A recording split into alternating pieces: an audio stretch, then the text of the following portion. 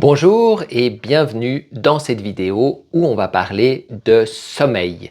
On va voir un peu l'importance du sommeil, qu'est-ce qui est à savoir au niveau du sommeil et aussi comment on va pouvoir mieux dormir par certains exercices simples qui bien sûr ne vont pas remplacer un problème si on a vraiment un problème de santé, prenant des médicaments ou d'autres formes de compléments, mais où ça peut vraiment accompagner le fait justement de d'autres techniques, d'autres approches qu'on va utiliser par rapport à notre sommeil. Alors d'abord, le sommeil, qu'est-ce que c'est? Le sommeil, bien sûr, c'est un moment où notre corps, mais surtout aussi notre système nerveux, va se mettre au repos, puisque finalement, on est toujours en activité et il y a des moments où nos cellules, nos tissus, nos organes ont besoin de pouvoir se poser et se reposer. Donc c'est vraiment pendant le sommeil où ça va le faire. Alors, certains autres organes sont bien sûr au repos aussi des fois pendant la journée, selon ce que je fais. Par exemple, les muscles de mes jambes, si je suis assis ou couché, bien entendu, ils vont pouvoir se reposer, mais pas autant que quand je dors. Et puis c'est vraiment le moment où mon système nerveux va non seulement se reposer, mais va aussi à des moments s'activer afin de se réguler, afin de pouvoir faire le ménage par rapport à tout ce qui s'est passé dans nos journées et pouvoir ainsi mieux fonctionner. Donc, on a déjà plusieurs phases de sommeil, 3 phases de base, après il peut y avoir des sous-phases, mais on a le sommeil qu'on appelle le sommeil léger. Le sommeil léger, c'est le moment où le corps va pas mal se reposer, on va déjà rentrer dans un état de repos. Des fois, dans le sommeil léger, c'est peut-être des moments, des fois, où même on a le mental qui peut rester en partie actif, mais le corps est endormi. Vous avez déjà senti, ou des fois on sent, on est en partie réveillé, notre corps est endormi, et puis on perçoit un petit peu quand même ce qui se passe. Mais souvent dans le sommeil léger, on ne se rend même pas compte de ça, puisque notre mental est suffisamment endormi pour ne plus qu'on ait conscience, qu'on soit dans un état de conscience éveillé, on est en état de conscience lié au sommeil. Et donc, c'est un moment où on va commencer à se reposer. Après, notre mental, là où il va vraiment se reposer complètement, c'est dans le sommeil profond. Dans le sommeil profond, on va vraiment rentrer en onde delta où vraiment le cerveau est au ralenti. Il fonctionne de façon extrêmement lente. C'est vraiment un moment très très important pour que notre système nerveux puisse se régénérer, puisse se reposer de toutes les activités qu'il fait, puisque quand je suis dans la journée, je suis en onde bêta et donc mon cerveau va avoir des ondes très très rapides, ce qui lui demande beaucoup d'énergie. Bien sûr, plus les ondes sont lentes, moins ça lui demandera de l'énergie et plus il pourra se reposer, se régénérer, se nettoyer aussi. C'est un moment où il va pouvoir nettoyer toutes les toxines produites dans la journée. Également, notre corps en sommeil profond va pouvoir se reposer. C'est là où notre cœur bat le plus lentement, par exemple, ce qui lui permet vraiment de se relaxer, de se régénérer, de se nettoyer aussi. C'est souvent des moments dans lesquels notre système digestif va aussi en profiter pour tout nettoyer, pour pouvoir enlever le plus de toxines et ainsi qu'on puisse ensuite avoir une belle journée. Et puis, la troisième phase de sommeil, c'est le sommeil paradoxal. C'est le sommeil où généralement où on rêve, où il va y avoir d'autres choses. Pourquoi on appelle le sommeil paradoxal? C'est qu'alors qu'on dort, notre cerveau peut être très actif, des fois même plus actif que dans la journée, puisqu'on peut arriver à des ondes qu'on appelle gamma, qui sont des ondes extrêmement rapides, mais on peut être aussi en onde bêta, en onde alpha. Enfin, il y a un peu toutes les ondes dans le sommeil paradoxal. On l'appelle aussi souvent, en anglais, le sommeil REM pour le Rapid Eye Movement, parce que c'est souvent le moment où on a les yeux qui bougent très vite derrière les paupières. C'est là aussi où on peut un peu des fois gémir, parler, bouger, trembler. Ça ne veut pas dire qu'on fasse un cauchemar ou un rêve magnifique, c'est juste un mécanisme qu'il y a au niveau de notre corps par rapport à ce qui se passe dans notre système nerveux. On considère que ce sommeil paradoxal, c'est un moment où le cerveau fait du rangement, où il va décider qu'est-ce qu'il faut faire, qu'est-ce qui s'est passé au niveau de la journée, qu'est-ce qui est important ou qui n'est pas important, qu'est-ce que je dois mémoriser ou ne pas mémoriser. C'est pour ça que par exemple, souvent, il est important le soir de penser à ce qui est important pour moi, par exemple ce que je veux apprendre ou ce que je veux vivre ou mettre en place vraiment des choses positives, parce que c'est ensuite pendant le sommeil paradoxal où mon cerveau va l'enregistrer comme quelque chose de positif. Alors que forcément, si en m'endormant, je pense à mes angoisses de la journée ou du lendemain, les choses difficiles, eh bien je vais enregistrer davantage toutes ces angoisses et tout ce qui est difficile. Donc ce sommeil paradoxal, en fait le cerveau, ça il va lui demander par contre beaucoup d'énergie. Et donc c'est pour ça que quand on fait beaucoup de sommeil paradoxal, des fois on peut se réveiller fatigué le matin, même s'il est très important pour le fonctionnement du cerveau, eh bien trop en faire, ça peut être fatigant. En règle générale, avant minuit, dans le début du cycle, on a tendance à faire plutôt du sommeil profond et donc davantage se reposer, et en fin de nuit, plutôt du sommeil paradoxal.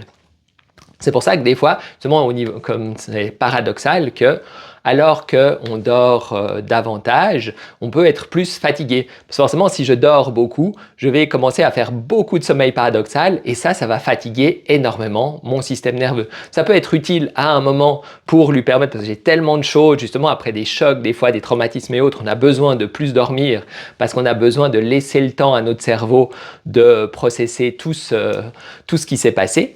Mais si je le fais de façon trop régulière, eh bien ça peut m'entraîner vers plus de fatigue.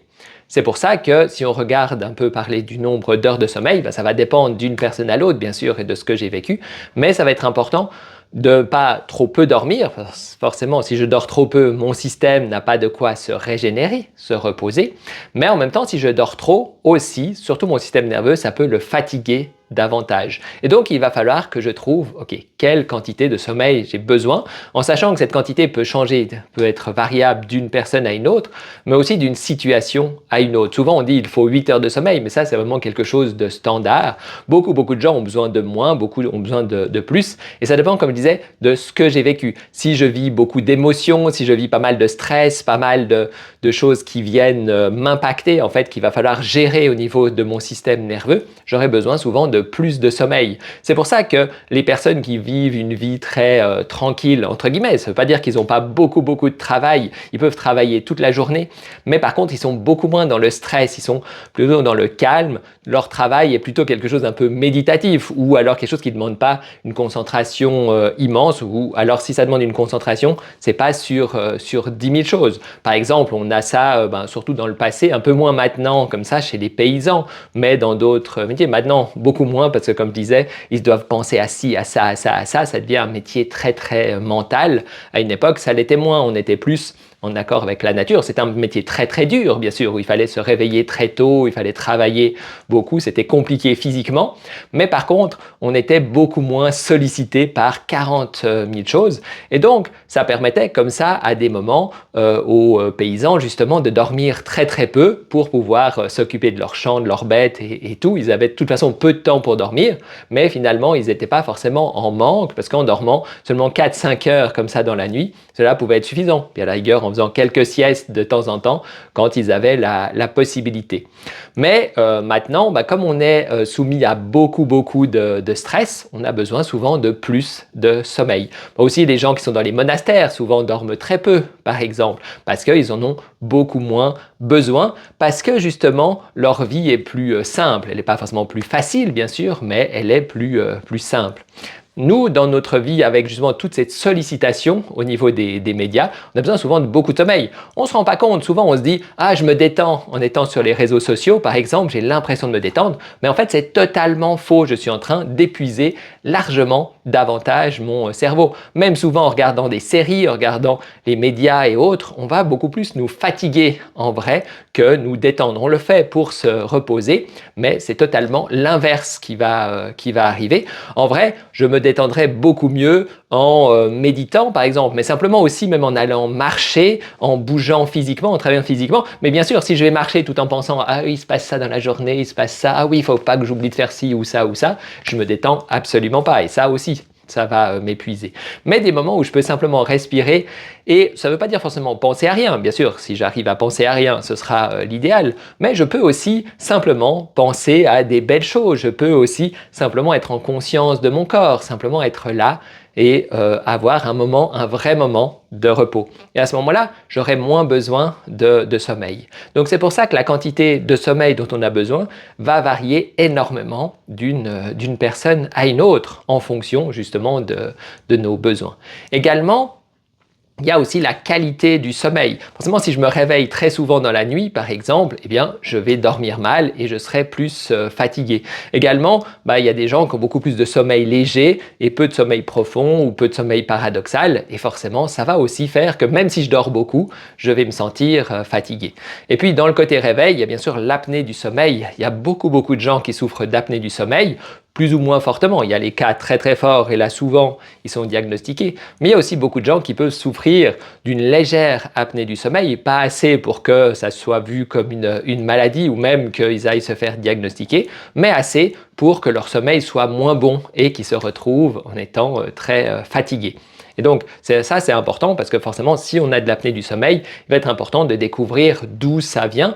Pas forcément après avoir besoin d'une machine, tout dépend de la gravité, bien sûr, de notre apnée du sommeil, mais surtout de savoir à quoi c'est relié et comment on va pouvoir équilibrer ce qui se passe dans notre métabolisme. Mais ça, ce sera le sujet d'une autre vidéo. Donc, voilà, comment on peut faire pour mieux dormir si on a des soucis pour dormir? Déjà, trouver, comme je disais, quelle est la quantité de sommeil dont on a besoin. Et si par hasard je vois que j'ai besoin de beaucoup de sommeil, c'est qu'est-ce que je peux faire dans ma journée, justement d'avoir des moments pour me poser, me relaxer, calmer mon cerveau et même de manière globale dans ma journée, être moins dans le stress, être moins dans les émotions, dans la surémotionnalité, dans le drama, être moins dans tout ce qui va attirer mon attention.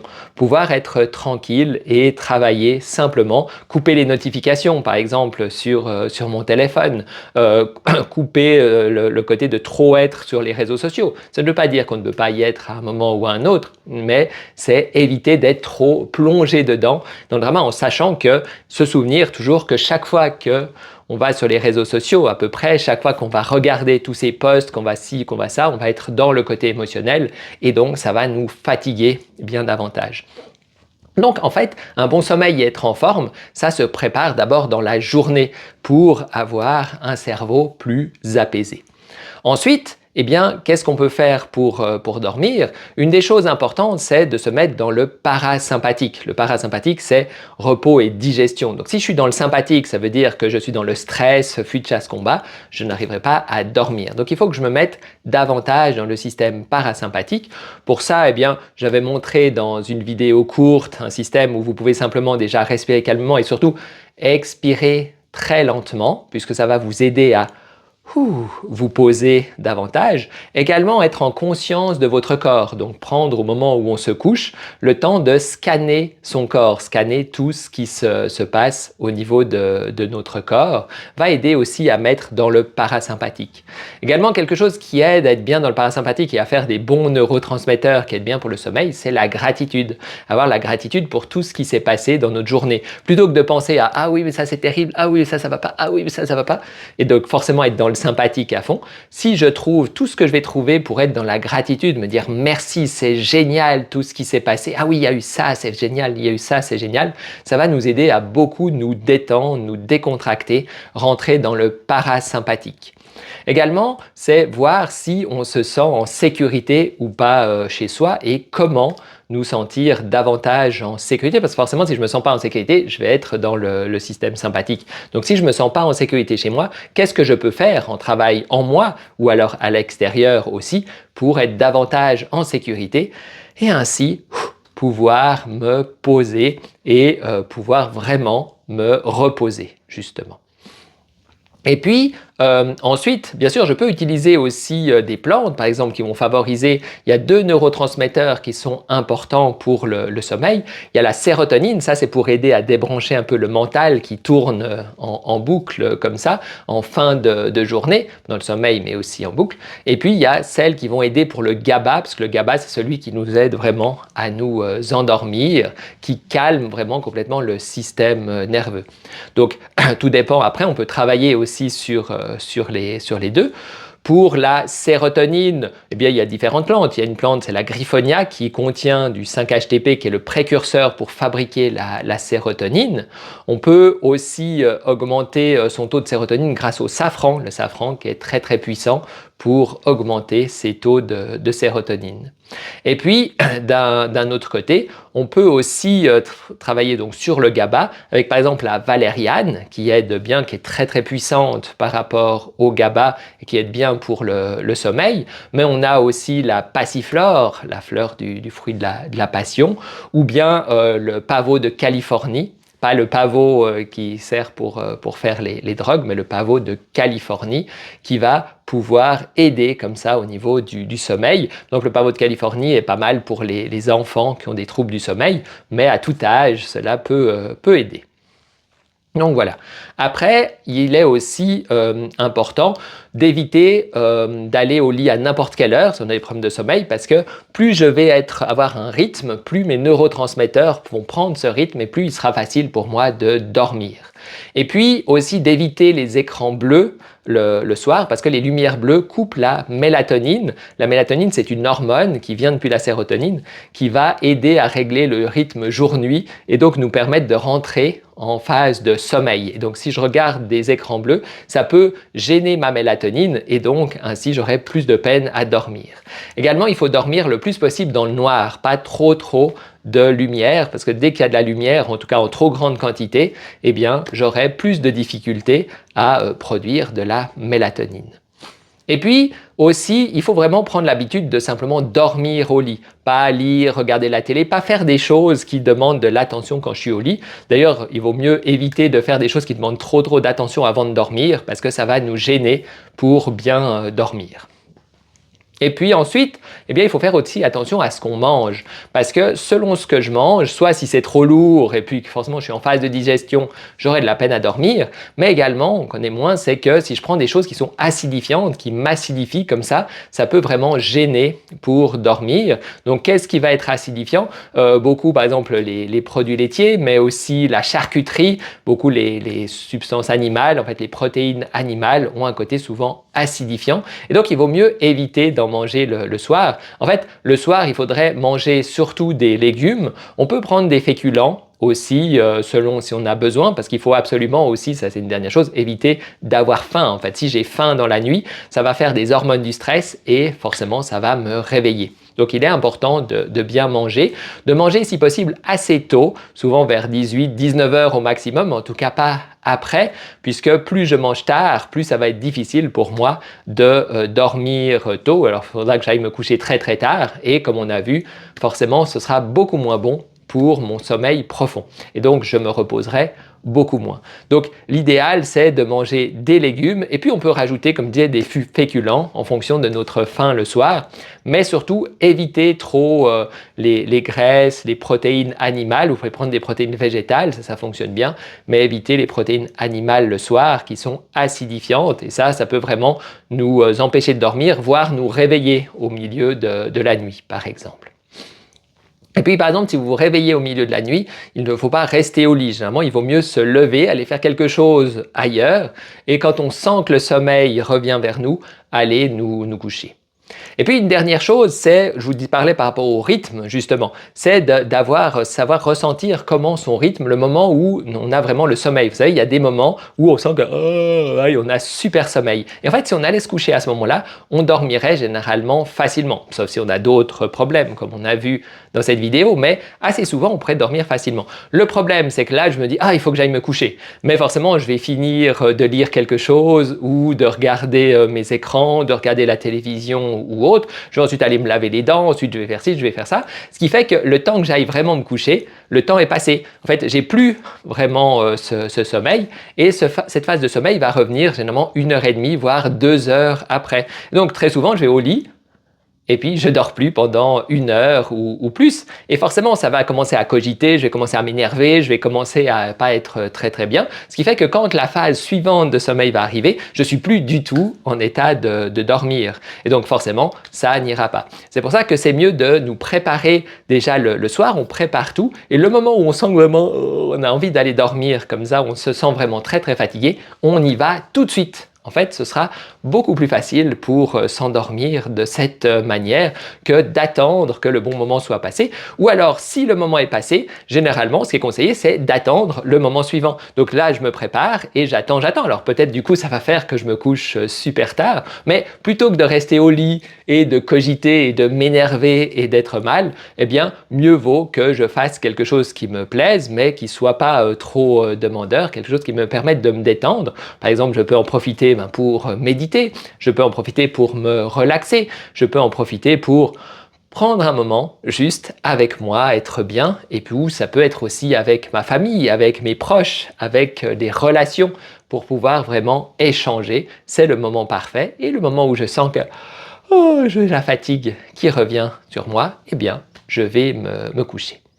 Et puis, dernière astuce qui est utilisée en hypnose, par exemple que Erickson utilisait, Milton Erickson ou bien d'autres, c'est aussi parce que souvent quand on ne dort pas, on fait des choses qui passionnent notre cerveau. Ok, je ne dors pas, alors du coup je lis le livre que je veux finir, je regarde l'émission que je veux finir, je regarde ce que j'aime. Forcément, j'apprends à mon inconscient qu'il vaut mieux ne pas dormir parce que ça me fait faire ce que je veux finalement. Et forcément, si j'ai envie de lire, eh bien, je vais m'arranger pour pas dormir puisque ne pas dormir, c'est le bon moyen pour pouvoir lire justement, le bénéfice secondaire. Alors que du coup, c'est ce qui arrive beaucoup chez les enfants et les adolescents qui ne vont pas dormir parce que finalement, ils veulent finir leur jeu. Dormir les empêche de finir quelque chose qu'ils ont envie de faire. En tant qu'adulte, c'est un peu la même chose. Notre cerveau peut être programmé avec ça.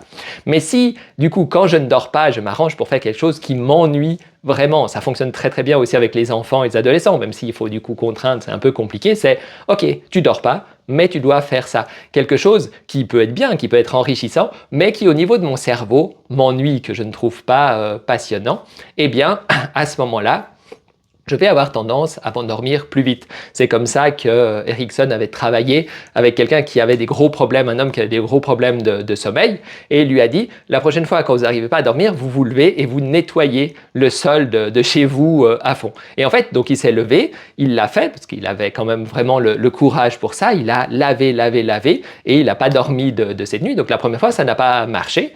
Le lendemain, de nouveau, il n'arrive pas à dormir, il se lève, il recommence à laver. À un moment, il se dit « Oh, je suis un peu fatigué, je vais aller me reposer ». Il se couche, il s'endort et il dort toute la nuit. Et depuis, en fait, il n'a plus eu de problème de sommeil, il a dormi chaque fois toute la nuit.